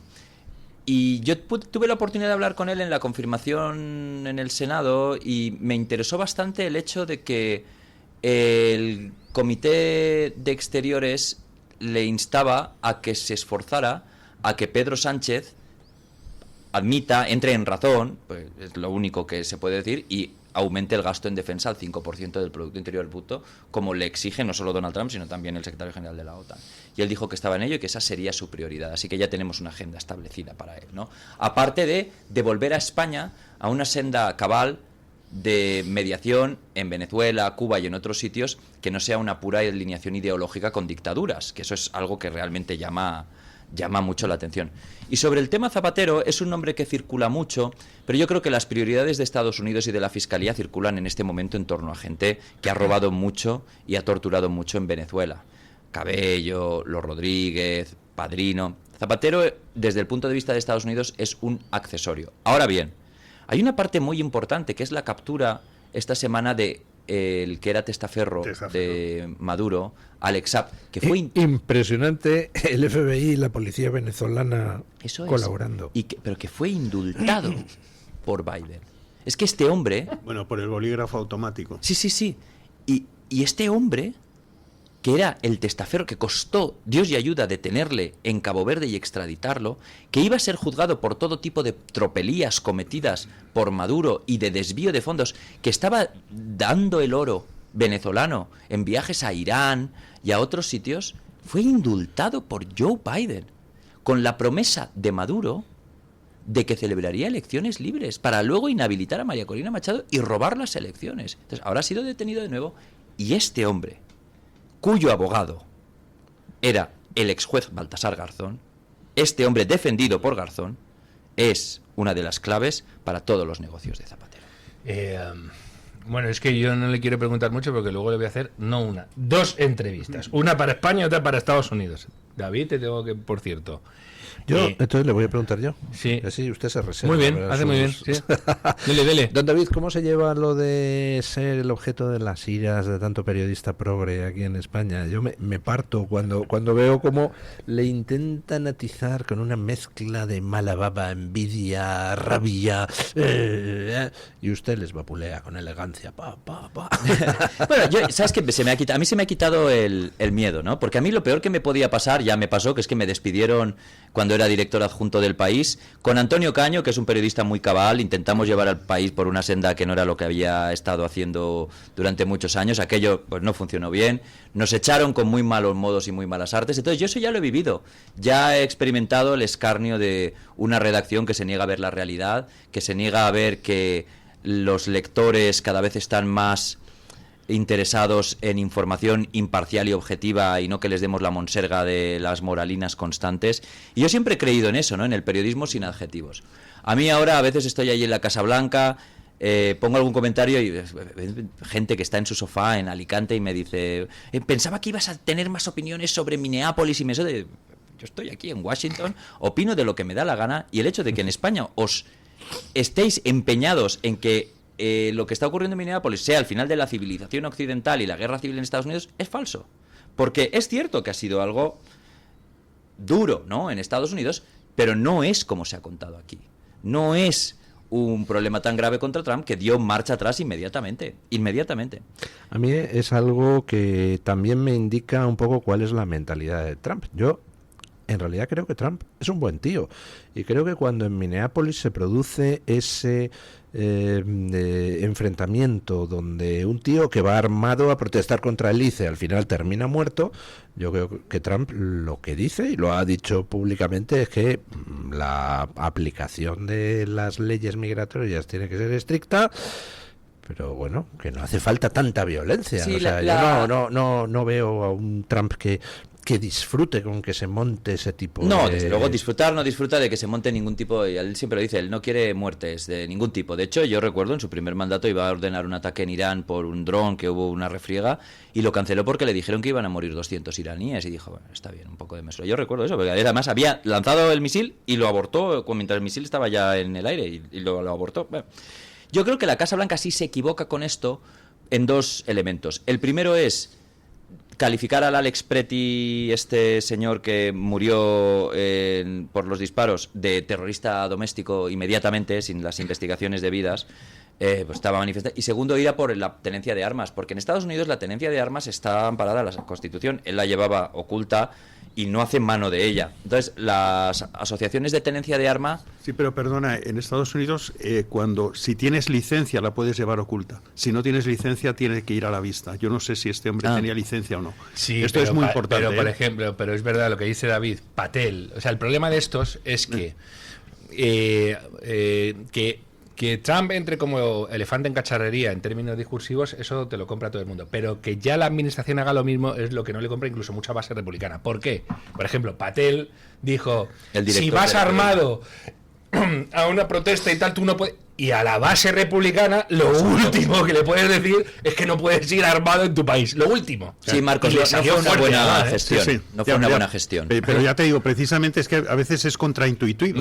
Pero, lógicamente, como tú puedes llevar un arma, si no tienes licencia, tienes que llevarla a la vista. Sí. De manera que la gente ve que vas armado. Solamente la puedes llevar oculta si tienes la licencia. Pero el pintar esto de Minneapolis como que...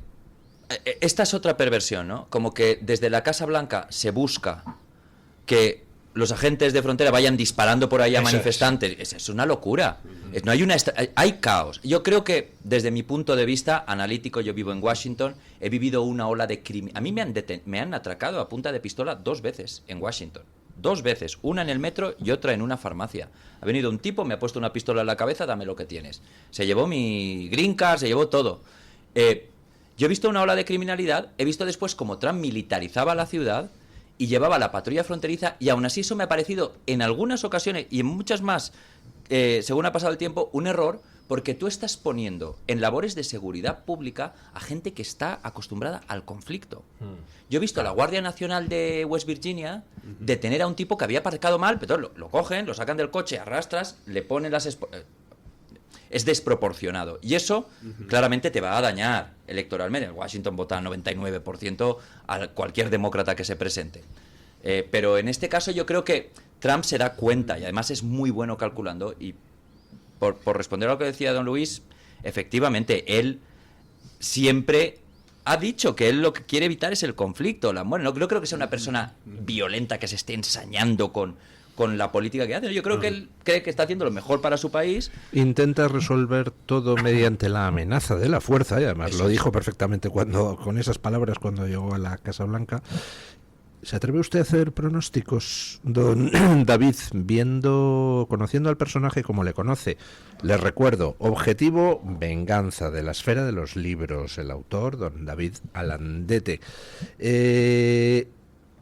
Conociendo al personaje como le conoce, ¿se atreve usted a hacer un pronóstico sobre Cuba y sobre Irán?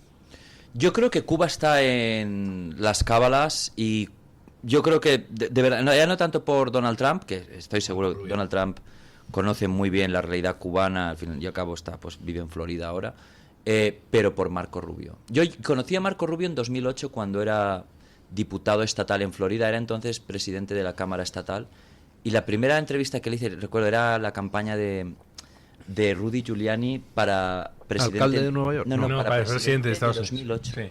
Rudy Giuliani entró tarde en la contienda, era uno de los favoritos, aunque ahora no lo parezca. Y Marco Rubio fue a hacer campaña con él y con un político que se llama Mike Huckabee, que fue gobernador de Arkansas, creo. Y conocí a Marco Rubio en el Versalles, el famoso café de la calle 8, en la ventanita, y me dijo, esta es una gran estrella, no sé qué, y pues fui a entrevistar. Marco Rubio era, diputado estatal. Y en aquella primera entrevista, lo recuerdo, lo hablaba con su equipo el otro día, me dijo, hay que seguir trabajando, yo seguí trabajando toda mi carrera para la libertad de las tiranías de Caracas y La Habana. Eso lo ha estado haciendo desde entonces. Como senador se permitía ser muy combativo, yo he hablado con él muchas veces, de Zapatero, de Sánchez, admira mucho a Felipe González, o sea, siendo socialista, pues por su postura con Venezuela, efectivamente. Pero, cuando entra a ser secretario de Estado, cambia, ahora representa a la administración, tiene que dar otros argumentos, pero para mí está claro que la caída de la tiranía comunista en Caracas es uno de sus objetivos, y está haciéndolo ahora, primero con el corte energético y segundo con una vía de negociación abierta en México muy importante. Ha empezado la CIA a inmiscuirse en este asunto. Por cierto, muy interesante, dos cosas de las que ha dicho ahí. Estados Unidos, 2008, Rudy Giuliani, Trump ni aparece, todo el mundo dice que es un advenedizo en 2016. Yo tengo libros de políticos de Trump de 1999. Huckabee ahora es el embajador en Jerusalén y además está puesto ahí como declaración de intenciones de no queríais judaización de la política israelí, pues tomad al líder político de los evangélicos. Y Marco Rubio. David acaba de decir antes que la operación se va a estudiar, la operación de extracción de Maduro, porque no cuesta ni una sola baja, que no sea cubana. Mataron a 32 cubanos. Esos cubanos que decían que no había en Venezuela, ¿no? Los que no, pero es que vamos a ver, ¿tú has visto el mensaje que lanzas? Además, diciendo extermino a los que estaban encargados de proteger a los líderes. Eso es brutal. Es que eso es lo de maga, absolutamente, eso es lo de maga, porque primero no tienes ni una baja, por lo menos no se ha confirmado ninguna baja por parte de los norteamericanos, y encima la operación les va a salir gratis, porque al final se va a pagar con... No, pero que encima el mensaje la va a pagar que Venezuela. ha dicho David, Maduro diciendo que me dejéis los miles de millones y no sé cuánto, y dice, te vamos a matar a todos y cada uno de los que te cuidaban, que eran fuerzas de élite cubana, y ahora voy a hablar con los cubanos. Pero eso que ha dicho don David y que me lo cuenta, es una de las muchas cosas interesantes que cuenta en el libro, revela muy bien cuál es el sistema de Trump. O sea, Trump está dispuesto a resolver las cosas, si puede negociando, siempre por el camino de menor coste, es un hombre de negocios. Entonces, claro, si tú le llegas y le planteas cosas inasumibles, entonces a tomar por saco. Adelante. Entonces llegamos a lo También otro. él está todo en su libro, El arte del trato. Este libro se lo tendrían que estudiar todos los diplomáticos que estén en Washington, y de hecho Petro se lo lleva para que se lo firme cuando va a la Casa Blanca esta semana. Y se lo firma y le pone I love Colombia. O sea, es tremendo, ¿no? El cambio. Mi compañero de Voz News, Juan Silva, le ha preguntado a Trump, porque él es colombiano, le ha preguntado a Trump muchas veces de Petro, y las cosas que le ha dicho a Petro son de unas lindezas que son tremendas, ¿no? Bueno, pero, a la inversa también. Sí, Petro sí, ha es dicho cierto, unas cosas de Trump. Pero luego se han hecho amigos, ¿no? Pero él utiliza la amenaza máxima para conseguir... Tú pides 200, amenazas con 1000 y consigues lo que querías al principio, que eran 10. Groenlandia. Él ya, vamos a invadir Groenlandia, ya está bien, los daneses solo envían ahí perros y trineos, esto no se puede sostener. ¿Qué consigue? ampliación de la base de Pituffik, mayores permisos para que se pueda patrullar aguas groenlandesas por parte de cáters estadounidenses y política de puertas abiertas para lo que Trump quiere hacer con los materiales ahí enterrados que tengan uso militar. Ha conseguido Groenlandia a efectos prácticos. Lo mismo con el canal de Panamá. Ha conseguido un descuento profundísimo para los barcos, un canal que, por cierto, y sacar las empresas chinas de ahí. Y sacar a todas las empresas chinas. Pero claro, esto se cuentan los aldabonazos y las ocurrencias, pero no se cuentan los resultados. Y hay que contarlos, porque es una forma de hacer política de un hombre que al final, entre unas cosas y otras, ha dominado la vida política de Estados Unidos desde el 2015, seguramente hasta el 2030. Porque en el 15 se presenta, gobierna. La presidencia de Biden no es una presidencia normal, es una reacción contra Trump. Luego Trump otra vez, y a quien él elija de sucesor. ¿Habrá sorpresas ahí? No, será Vance, ¿no? Yo creo que sí que va a haber sorpresas. Yo ahora entro a la sala del gabinete y te voy a contar lo que vimos el otro día, que creo que lo deja todo bastante claro. La sala del gabinete, donde están los retratos de Roosevelt, el Nobel de Teddy Roosevelt está allí puesto. El presidente sienta enfrente a J.D. Vance, pero a su derecha ahora sienta a Marco Rubio. Y con Marco Rubio tiene una complicidad, porque Marco Rubio le ha dado dos cosas cruciales. Votación unánime en el Senado, todos los demócratas, y a Trump, aunque no lo diga, le encanta tener el apoyo de los demócratas. Le encanta ser popular, unánime. Esas cosas le gustan. Y segundo, Marco Rubio es quien le ha dado la operación en Venezuela. Marco Rubio es quien, cuando falla el pronunciamiento fallido del 19, cuando Guaidó sale de prisión, Leopoldo sale, se va, y aquello fracasa, Marco Rubio le dice, esto no se hizo bien, no estuviste bien asesorado, el ejército no estaba, y ellos solo entienden el uso de la fuerza. ¿Quién le cuenta esto a Marco Rubio? María Corina Machado. ¿Quién propone a María Corina Machado para el Nobel de la Paz? Marco Rubio. ¿Quién ha conquistado totalmente a Donald Trump en su última visita? María Corina Machado. Y para... ¿Quién ha recibido a María Corina Machado con los brazos abiertos? Los demócratas y los republicanos. Para Trump eso le encanta. Entonces el otro día en la sala del gabinete va uno a uno todos. ¿Sabes cómo son? Son insoportables las reuniones del gabinete, pues son aburridísimas. Es él y todos los ministros alabándole, tal. Hasta él mismo se duerme, lo dice, me duermo porque es que es muy aburrido esto, pero lo sigue haciendo. Lo sigue haciendo. Le gusta que le aplaudan, que le tal, pues cada uno tiene sus defectos en su personalidad, sí, ¿no? Ego no le falta, ¿no? Sí, no. Pero cuando llega al final, se da cuenta de que J.D. Vance no ha hablado. Y aquello fue bastante humillante para Vance. Se queda mirando y le dice, bueno, al fin y al cabo tú eres el vicepresidente, ¿quieres decir algo? El pobre J.D. Vance únicamente solo le queda decir, bueno, no, he venido por el café. Entonces, yo creo que en este momento tiene más enteros Marco Rubio porque se ha manejado con una habilidad y una destreza increíbles. Y te voy a decir una última cosa. Yo diría una cosa, es que la palabra habilidad tiene una doble connotación. Puede ser habilidad en el sentido de trepa, con profesionalidad. ¿Profesionalidad? No, trepa no, porque si fuera trepa, él hubiera estado en la administración Trump en el primer mandato y hubiera peleado por otras cosas. No es un trabajo grato el de secretario de Estado, y de hecho ha habido fracasos sonados. Si lo de Caracas no hubiera salido bien, Marco Rubio estaría pues a punto de presentar la dimisión. Y luego a mí me gusta mucho que la rueda de prensa de final de año que hace siempre el secretario de Estado, en la que estuvimos Silva de Bot News, yo y otros, le preguntamos en español. Y Marco Rubio, para confusión y cortocircuito de toda la prensa establecida ahí en el Departamento de Estado, que siempre esta rutina que a mí me parece odiosa, de que siempre pregunta primero el de la AP y luego la de Reuters, y todos en el mismo tono, y todos la misma pregunta, y todos con estas preguntas ásperas que no tienen respuesta, que vas solo a pillar, a ser tú el protagonista. Este tipo de periodismo de pregunta al político en el que tú te quieres erigir como yo soy más listo que tú, yo te puedo hacer una pregunta, en lugar de querer saber información. Y Marco Rubio habló en español. Y por primera vez en la historia, un alto funcionario, un secretario de Estado, respondió en español, habló en español, sin papeles, y habló de España, de Colombia, de Venezuela, de Cuba, de todo, en nuestro idioma. Yo creo que eso llega ¿Sin a traductor simultáneo para los anglos? No, nada, cero.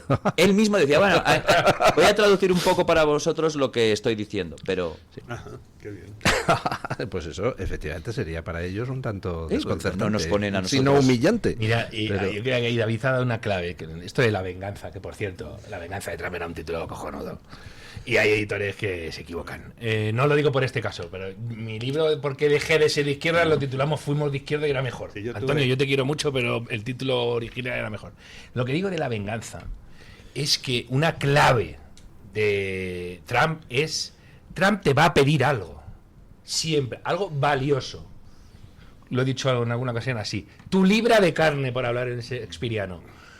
Y si no se lo das, es cuando te borra. Como se lo des, te admite. Le pasó con Zelensky, le ha pasado con Netanyahu. A Netanyahu le ha hecho unos feos tremendos porque no le Porque perdona. Netanyahu en 2020... A Biden enseguida y a María Corina. María Corina, a ver, y María Corina, que es más lista que los ratones colorados, ha dicho: "Oh, perfecto, sí, yo te entiendo". Por ahí va. Y ahí te Bueno, ganas es un la respeto. anécdota de Rajoy, cuando estuvo allí le trataron a cuerpo de rey. Rajoy no daba crédito y le preguntó al americano, a uno de un cargo medio, pero ¿por qué me tratan tan bien en esta visita? Que era en época de la primera legislatura de Trump. Y dicen: porque eres uno de los 4 presidentes Que no le ha mundiales insultado. que no le ha insultado. Tiene memoria para Yo eso, me- fotográfica. yo en la primera legislatura de Donald Trump tuvimos un roce, porque fue cuando sacó una orden por la cual ciudadanos de distintos países, Yemen, Musulmanes, etcétera sí. y tal, que no podrían entrar en Estados Unidos. Y tuvimos un conflicto con él, y entonces colocó un tuit divertidísimo diciendo: parece que los de Coca-Cola no me tienen mucho aprecio, de cualquier manera seguiré bebiendo su basura. Y tú era con una lata de Diet Coke, la foto suya, y Te puedo diciendo- contar que yo presencié la noche de su regreso al despacho Oval como le instalaron el botón de la Coca-Cola en una cajita de madera con dorado. Tiene un botón y cuando le da, yo pienso que va a estallar Irán, una cosa de esta, porque imagínate en el despacho Oval. Y no, lo da, entonces aparece la chica con la Coca-Cola. Lo que pasa es que no se la traen en lata, se la traen con el vaso. El Diet Coke, pues esto tenía ahí puesta la lata, pero lógicamente era una salvajada, porque nosotros cada vez que queríamos traernos a ejecutivos de esos países, que son gente que está en países muy conflictivos, que encima están trabajando por una empresa norteamericana y que merecen el que les dejes un visado para entrar para una reunión internacional que podemos tener en Atlanta. Oye, pues no, y con toda razón dijimos: hombre, no puedes decir prohibido Hay cierta para todo preocupación ciudadano. ahora entre venezolanos y cubanos que están allí, precisamente me dicen: oye, que yo, mi caso es real de necesitar asilo y protección. Y entonces, Sí que ha habido esta retirada del estatus de protección temporal, el TPS, ha perjudicado a muchos venezolanos y ha habido decisiones que han sido muy amargas. Y yo creo que esto también le puede pasar factura, pero a la vez el haber sacado a Maduro del poder, yo creo que claro, eso no, claramente. Bueno, una última cosa. ¿En las midterms habrá sorpresa o el Congreso o los republicanos conservarán Congreso y Senado? Yo no me atrevo a hacer predicciones porque todos hacíamos la predicción de la famosa ola roja, es decir, republicana, porque allí los rojos es el color de los conservadores. Es muy confuso. Cuando Biden estaba de presidente, y ocurrió todo lo contrario, hubo una resistencia de los demócratas brutal. Yo creo que cada vez que se han hecho pronósticos de Trump han estado todos catastróficamente errados, porque ya incluso en el 20, si tomamos las cifras que se publicaron, es cierto que perdió, pero ganó. Es el segundo candidato que más votos ha sacado en la historia de Estados Unidos, por debajo de Biden en el 20, según las cifras oficiales. Es decir, tuvo una cantidad de votos brutales. Entonces, está claro que los republicanos tienen un problema de credibilidad y en determinados aspectos, sobre todo el migratorio, pero yo creo, me atrevo a decir que no será tan batacazo como muchos piensan. Pero bueno, puedo equivocarme. Bueno, doña Carmen, ¿tenemos ya opinión de los oyentes? Siempre tenemos la opinión de los oyentes disponible, don Luis, en este tramo cuando hablamos de la libre encuesta, la pregunta que lanzamos a la audiencia. En este caso no hablamos de Estados Unidos, nos venimos a España para hablar directamente de lo que pasa en Ferraz, en el seno del PSOE. La pregunta concretamente era, ¿cree que en el PSOE se rebelarán en algún momento contra un Pedro Sánchez que les lleva al abismo? Eso es lo que parece, ¿no? Que el Partido Socialista está abocado a la extinción, mientras que Pedro Sánchez esté ahí. Las 4 opciones que dábamos eran: la primera sí, supongo que ocurrirá pronto; la segunda sí, pero ya será tarde; la tercera no, Sánchez no lo merece; y la cuarta, la más preocupante para algunos, la de que el PSOE ya no existe. Don Luis, ¿ustedes qué creen, queridos tertulianos? Yo creo que se van a revelar, pero desgraciadamente no se van a revelar por un tema de principios, porque si fuera por principios lo hubieran hecho hace mucho antes, sino por un tema de conveniencia y de supervivencia. No se van a revelar. No, morirán siguiendo al gurú. Sí, por cierto, lo de abocado es la típica palabra que ahora escribe mal el 97% de la población porque la confunde con los aguacates. Y ahora todo el mundo te pone abocado con V, hables de lo que hables. Tú fíjate en eso, ya verás. El famoso abocado. Bueno, pues don Luis de momento va ganando con un 66% de los votos, la de que el PSOE ya no existe. Tendremos que ir a Ferraz a preguntar a ver qué pasa con el PSOE. ¿Está usted de acuerdo, don David? Estoy de acuerdo con que el PSOE ya no existe. Yo creo que Pedro Sánchez no existe, no hay nada dentro del PSOE que no sea Pedro Sánchez. La segunda opción más votada es la de sí, pero será tarde. Ya están acabando con el PSOE con un 24% de los votos. Hay un 6% que dice que Sánchez no lo merece, que por tanto pues no merece la pena que haya esa rebelión dentro del PSOE. Y hay un 4% que dice que supone que pronto. No sé si esperanzados o no. Pero hay mucha gente que habla de esa conveniencia y supervivencia a la que hacía alusión Marcos de Quinto cuando habla de esa rebelión que tendría que haber dentro del seno del PSOE. Y hay otros comentarios, como por ejemplo en Twitter, Javier Javi dice que faltaría la opción correcta, que en opinión de este oyente es que no harán nada porque están muy de acuerdo con lo que se está haciendo alusión precisamente a la conveniencia con lo que dice Pedro Sánchez. Julia García Amado dice que no le cuadra ninguna respuesta. No se van a levantar hasta que no estén seguros de que Sánchez está muerto y enterrado. No se atreven, son iguales, no son mejores que él, no existe un PSOE bueno, el PSOE es el mal antes, durante y después, y no desaparecerá porque el mal no desaparece. No está optimista Julia, por lo que veo, ¿eh? Me da la sensación de que tiene una visión un poco negra de la circunstancia dentro del PSOE en Ferraz. Voy con las publicaciones de YouTube. Javier Hermoso, 5126, dice que la PSOE morirá antes que rebelarse o dimitir. Josinisan dice que los del PSOE seguirán así, pase lo que pase, porque los que no piensan como ellos son enemigos a pesar de que se autodestruyan. Y alguien que se llama Ruteando 5365 dice que en algún momento algún diputado tiene que decir basta. Es una situación loca, saben que el partido se va al garete y que en las próximas elecciones muchos de ellos van a perder su escaño.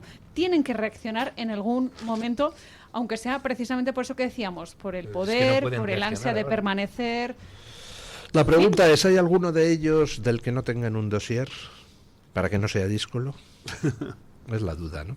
Bueno, muchísimas gracias, doña Carmen Carbonell. Gracias, don David. Gracias. Todo un placer Gracias, tenerle. Recuerden, objetivo venganza de don David Alandete, porque si escuchan ustedes la mayoría de los medios de comunicación españoles, no así si leen las crónicas de don David Alandete, si escuchan los medios españoles parece que es que en Estados Unidos ha venido un tío y no se sabe cómo, pues ha tomado el poder y está loco y tiene el pelo naranja y además va a matar a todo el mundo y quiere acabar con la democracia en todas partes y además es a la vez amigo de Putin pero enemigo de Putin y bueno, todo eso es una basura. ¿Quieren ustedes saber cómo es Trump? Pues lean Objetivo Venganza de don David Alandete. No tenemos planes todavía. Hay mucho libro allí sobre Trump, pero bueno, trabajamos en ello. Pues estaría muy bien. Sí, la verdad. No, es que además con David y con Juan, lo que ha dicho ha dado una clave. Es que de repente en Estados Unidos han visto que de repente los periodistas americanos han visto que sus compañeros de fuera no son imbéciles, punto uno.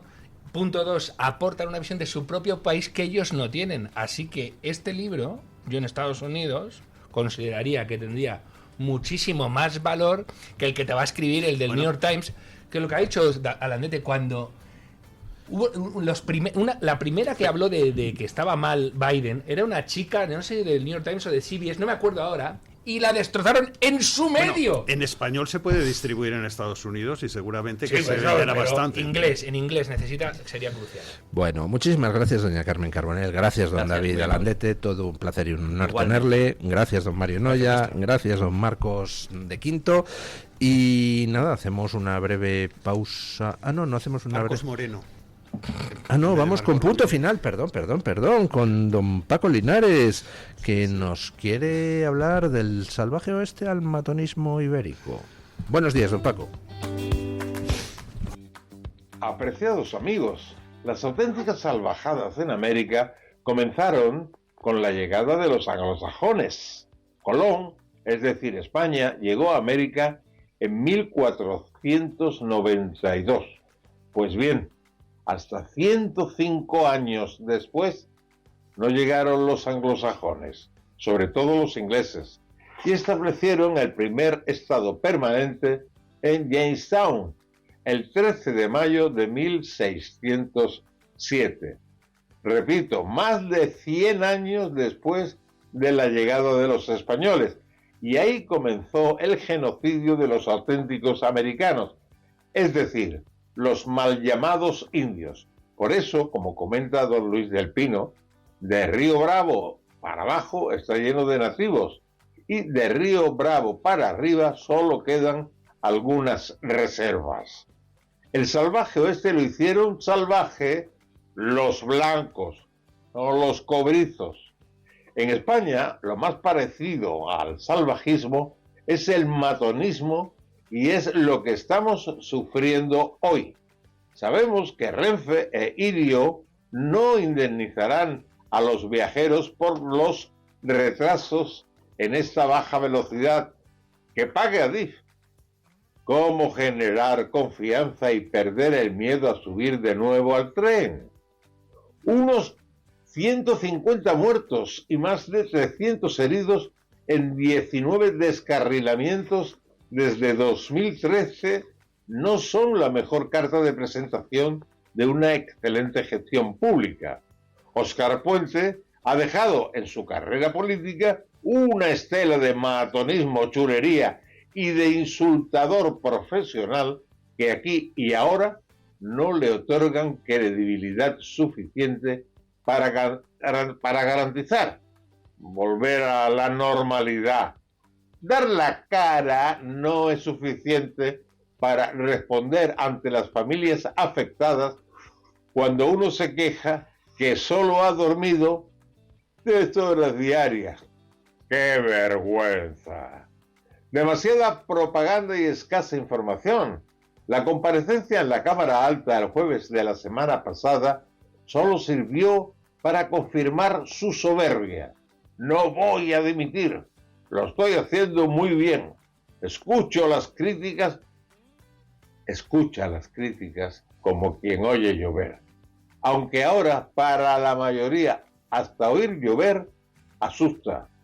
Menos a los que nos aplastan desde arriba. Mañana más y mejor. Punto final.